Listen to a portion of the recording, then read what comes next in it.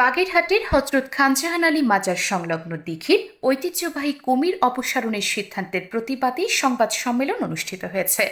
রবিবার সকালে বাগেরহাটে অনুষ্ঠিত সংবাদ সম্মেলনে মাজারের প্রধান খাদেম ফকির তারিকুল ইসলাম এ দাবি জানান।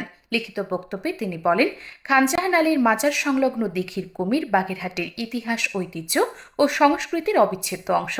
সম্প্রতি একটি শিশুর মৃত্যুর ঘটনায় তিনি শোক প্রকাশ করলেও শতবর্ষী এই ঐতিহ্যকে সরিয়ে নেওয়ার সিদ্ধান্ত গ্রহণযোগ্য নয় বলে মন্তব্য করেন। তিনি আরও বলেন, দীর্ঘদিন ধরে এই দিঘির কুমির দেশি বিদেশি পর্যটকদের আকর্ষণের কেন্দ্রবিন্দু হিসেবে পরিচিত। কুমিরটি শুধু একটি প্রাণী নয়, বরং এলাকার ইতিহাস ও মানুষের আবেগের সঙ্গে জড়িত একটি প্রতীক।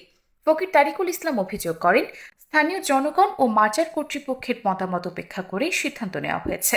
তিনি দাবি করেন, উন্নত নিরাপত্তা ব্যবস্থা গ্রহণ করে কুমিরটি দিঘিতেই রাখা সম্ভব ছিল। তিনি প্রশাসন ও সংশ্লিষ্ট দপ্তরের প্রতি আহ্বান জানিয়ে বলেন, জনগণের আবেগ ও ঐতিহ্যের কথা বিবেচনা করে কুমিরটিকে পুনরায় মাজারের দিঘিতে ফিরিয়ে আনার ব্যবস্থা নেওয়া হোক। ঐতিহ্য রক্ষার দাবিতে স্থানীয়দের মধ্যে আলোচনা সমালোচনা অব্যাহত রয়েছে।